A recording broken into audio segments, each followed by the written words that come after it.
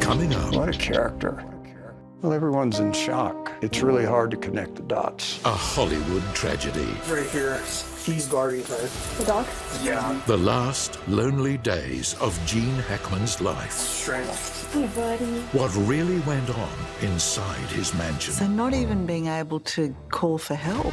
Oh, it's so sad. That's next on 60 Minutes. Welcome to the 60 Minutes podcast, Extra Minutes. I'm Tara Brown. This is Serge Negus. G'day. My producing colleague.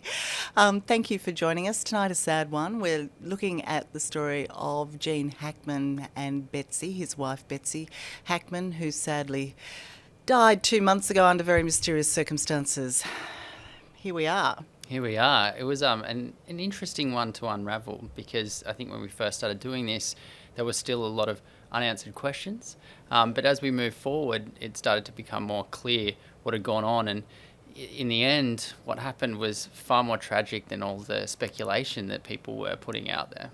Far more tragic. I mean, it was sold as a mystery, and you know, I think because of Gene Hackman's position in Hollywood, to have this very strange story, I mean, the headlines couldn't resist, newspapers, magazines, television couldn't resist. But as you say, at the heart of it was a far more human, a far more likely outcome born out of dementia and Alzheimer's. Exactly, but a very rare virus. A very rare virus. But as you'll see in the program, you know, even the police, when they initially were confronted by the scene, were very confused, which I think led to a lot of the speculation, because not a lot of it made sense to anyone. It just seemed so incomprehensible how two people had seemingly dropped dead in the same home in different rooms.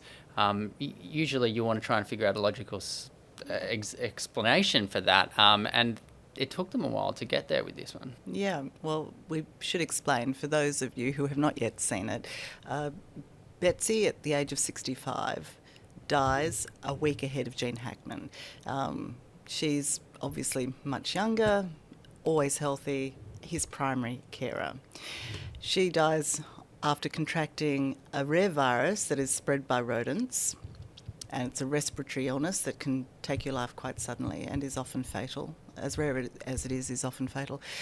A week later, Gene Hackman succumbs to a poor heart, assisted by his Alzheimer's, which rendered him virtually helpless. Exactly, yeah. He was pretty much incapable of doing anything for himself other than maybe, we think, potentially being able to drink a glass of water.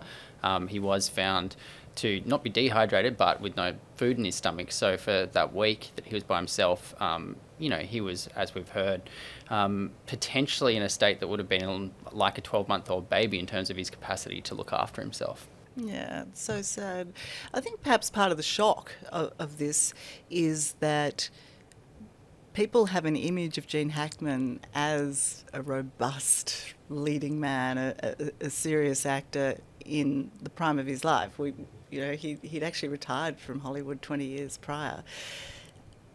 Alzheimer's was not at the forefront of everyone's mind, I don't think, because they just hadn't seen him, had they? They hadn't seen images. Exactly, and I think that is something that comes through in the story, is seeing how he had these very close friends in these 20 years outside of Hollywood that were really beautiful and amazing and just a normal, regular knockabout life. But then he sort of disappeared again, even from those close friends that we speak to. And there was lots of questions even from them, like they didn't know exactly how unwell he was. And I think that the Alzheimer's and what we know now goes a long way in explaining why he seemingly disappeared like he did. Yeah, and then there was also the pressure, you'd have to imagine, on Betsy to keep intact the image of Gene Hackman, the actor. She very much protected him from the public gaze. There's no way that she would hand over his care to a hospice or to other people.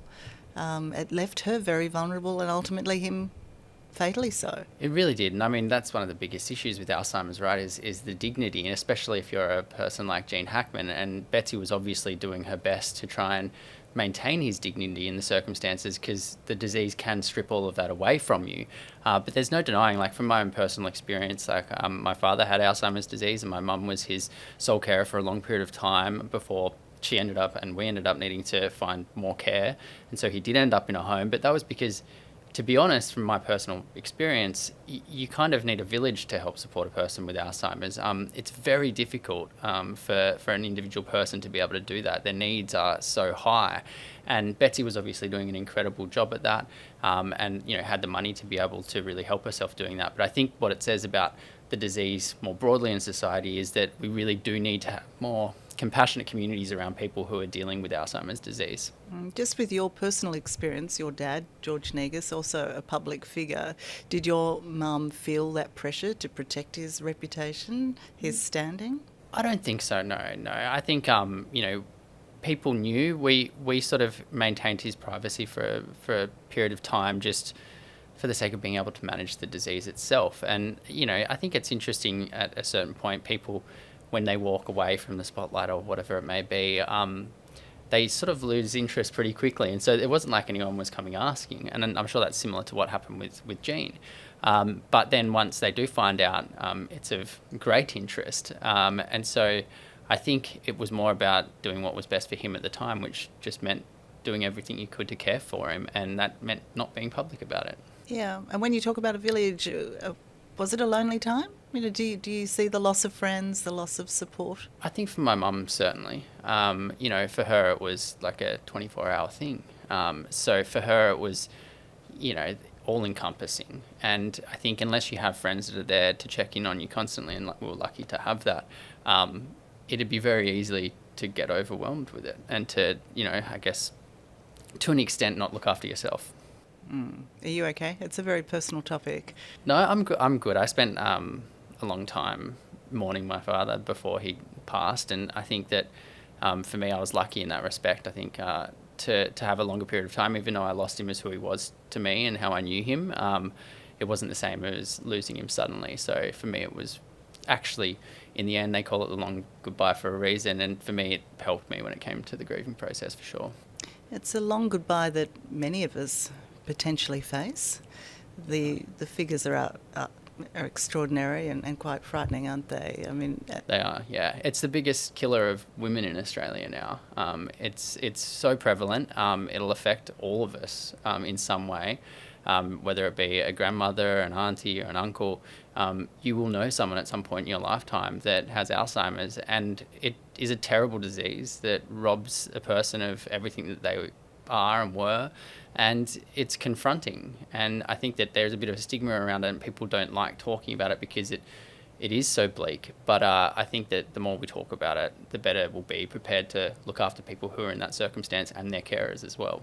Well, the reality is stark, as we learn in our story, when we were doing our story. Once you reach the age of 85, 1 in 3 are likely to be diagnosed with Alzheimer's or dementia. By the time you reach 90, 1 in 2.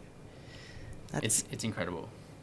And I think that, it's kind of one of those sad realities of having a greater life expectancy that we're all dealing with. Modern medicine's got better at helping you survive that long, but it hasn't figured out how to keep the brain healthy into that point.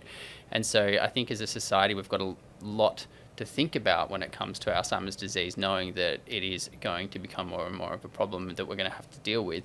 And so I think there's a lot of work that needs to be done in that regard. But we can do work also to help ourselves. We can. As you and I learned as well, you probably already knew, but, simple things. Instead of taking, some sort of magical pill that doesn't exist, go out and walk. Exactly, yeah.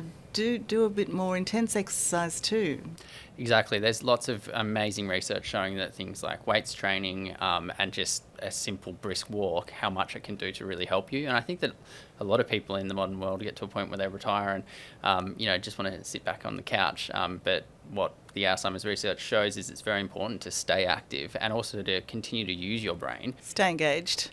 And that's going outside of your normal realm of comfort as well. So whether it's learning a new language or learning an instrument. Or doing a podcast.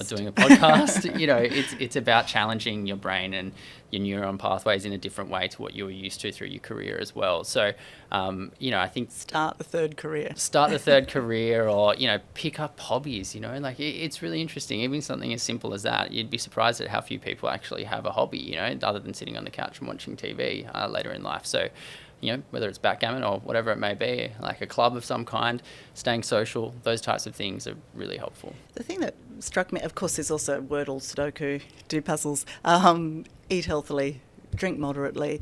They're fairly obvious. The one that was really surprising was the link that's being made between hearing loss and Alzheimer's. And for all those people who have hearing loss and put their hearing aids in the top drawer, take them out and put them in your ears, because that is quite a frightening link. There's another one that's very frightening as well, that is dental health, dental hygiene. So there's links between some of the bacteria that like you get in your mouth basically from not cleaning your teeth enough, that can help build the plaque that they think may be responsible for some forms of Alzheimer's.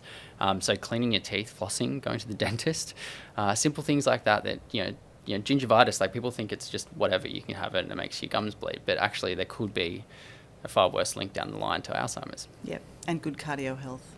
Very good cardio health, yeah. Just on a more of an up note, I guess, regarding Gene Hackman and Betsy, we see in our story how admired he was in Hollywood, and this was his career. He was a late bloomer, but it was his passion, and it's what he excelled at, and he was admired and respected, and we saw the tributes that came in on the news of his death. But he's also a man who created great friendships and was engaged with people post his retirement. In all spheres, he seemed to do a good job, and that's what he wanted to be remembered for, just doing good work. Yeah, and good friendship, clearly. We spoke to two of his great mates who were friends of his only later in life, Doug and Tom, and the stories that they told of him in his later stages of life were so playful and fun, and they were so deeply emotional about the loss of their friend, and it really was quite inspirational, because I think particularly for men, later on in life you tend to lose mateship to a degree, and I think that he just flourished, and they did amazing things. They played golf, they did art together, it really is inspiring in that sense. He flew his plane around. He did, crashed it into the desert and had to walk out. Story I'd never heard. Wild stuff. It's definitely worth a watch. So if you've missed it, catch up on 9 Now or YouTube. It is really worth a watch. Thank you for listening to our podcast, Extra Minutes, and we'll see you next time.